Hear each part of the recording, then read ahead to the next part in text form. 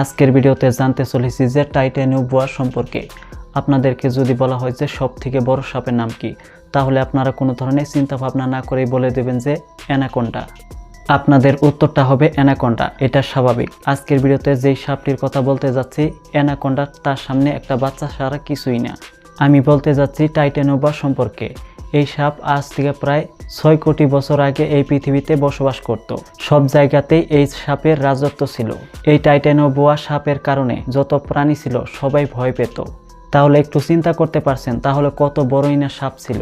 যদি এই সাপ এখনো বেঁচে থাকতো তাহলে মানুষ কিভাবে বসবাস করত দুনিয়াতে। টাইটানোবোয়া সাপ আজ থেকে প্রায় 60 থেকে 58 মিলিয়ন বছর আগে এই পৃথিবীতে রাজত্ব করত। এই সাপ পৃথিবীতে জন্ম নেওয়ার শুরু থেকেই সব থেকে বড় সাপ হিসাবে দাবি করা হয় টাইটানোবোয়া। এই টাইটানোবোয়া আকারে 43 ফুট বড় হতো আর ওজন 1 টনের মতো হতো। একটু চিন্তা করতে পারছেন এই সাপ কতই না বড় ছিল। এই সাপ যদি এখন পর্যন্ত বেঁচে থাকতো, প্রতিদিন কত মানুষের না ক্ষয়ক্ষতি করে থাকতো। এখন আসুন ভালো করে কম্পেয়ার করে দেখা যাক যে অ্যানাকোন্ডা আর টাইটানোবোয়ার কঙ্কাল। এখন আপনারা নিজের চোখে দেখেন যে টাইটানোবোয়া আর অ্যানাকোন্ডার কঙ্কাল। অ্যানাকোন্ডার কঙ্কাল টাইটানোবোয়ার সামনে বাচ্চা ছাড়া কিছুই না। এই টাইটানোবোয়া একটি জলহস্তিকে শিকার করার ক্ষমতা রাখত। সেই সময় জলহস্তি ততটা ছিল না। সেই সময় টাইটানোবোয়া কুমিরকে ধরে শিকার করে খেত। এই অবাক করা টাইটানোবোয়া সাপটি গরম আবহাওয়াতে থাকতে পছন্দ করত। এই টাইটানোবোয়া যদি এখনো পৃথিবীতে বেঁচে থাকতো, মানুষরা হাটে ঘাটে মাঠে বনে বন্দরে কাজ করে খেতে পারতো না। অনেকটাই অসুবিধা হয়ে দাঁড়াতো, অনেকটাই ভয়ের কারণ হয়ে দাঁড়াতো। তাদের জন্য তো জীবনটা চালানোর জন্য অনেকটাই কষ্টকর হয়ে দাঁড়াতো। এই সাপটি জার্মানি, ব্রাজিল, কলম্বিয়া আরও পেরুর মতো দেশে দেখা যেত। আর এই সাপ তো এখন বিলুপ্তের পথে। যদি ব্রাজিল এবং কলম্বিয়াতে এখনও এই সাপ বসবাস করত, তাদের চলাচল অনেকটাই কষ্টকর হয়ে দাঁড়াতো।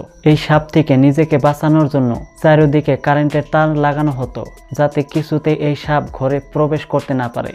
এই সাপকে দেখে মনে হচ্ছে যে এই সাপ তো সবল দেয় না, ডাইরেক্ট গিলে খেয়ে নেয়। আপনারা কি বলেন? আপনারা যদি ভিডিওর এই পর্যন্ত চলে এসেছেন, এই সাপের বিষ আছে কিনা আপনারা কমেন্ট করবেন। আর ঘুমানোর সময় সতর্কভাবে ঘুমানো হতো। এই সাপ যদি ভুলেতেও যদি চলে আসে, যাতে এই সাপের হাত থেকে এই গ্যাজেটের দ্বারা নিজেকে বাঁচানো যায়। তাহলে একটু চিন্তা করতে পারছেন, এই সাপ যদি এখন পর্যন্ত বেঁচে থাকতো, মানুষের না কত ধরনের না ক্ষয়ক্ষতি করে ফেলতো। এই সাপ মুহূর্তের ভিতরে মানুষকে গিলে ফেলে, যেটা নাকি অ্যানাকোন্ডা খুব সহজেই মানুষকে গিলে খেয়ে ফেলতে পারে না। আর টাইটানোবোয়া বড় বড় প্রাণীকে শিকার করে খেত। টাইটানোবোয়া যদিও এই পৃথিবীতে নাই, বিলুপ্তর পথে। বিজ্ঞানীদের মতে আমাজন জঙ্গলে তো সব থেকে খতরনাক প্রাণী পাওয়া যায়, আপনারা ভালো করেই জানেন। এই আমাজন জঙ্গল থেকে নাকি আবারও আমাদের দেশে ফিরে আসতে পারে। তো বন্ধুরা, আজকের ছোট্ট ভিডিওটা আপনাদের কাছে কেমন লেগেছে কমেন্ট করে জানাতে ভুলবেন না কিন্তু। এরকমই ইন্টারেস্টিং ভিডিওগুলো দেখার জন্য যদি ফেসবুক পেজে দেখে থাকেন তাহলে পেজটি ফলো করার রিকোয়েস্ট থাকবে, আর ইউটিউব চ্যানেলটি সাবস্ক্রাইব করার রিকোয়েস্ট থাকবে। ভালো থাকবেন সবাই, দেখা হচ্ছে খুব শীঘ্রই।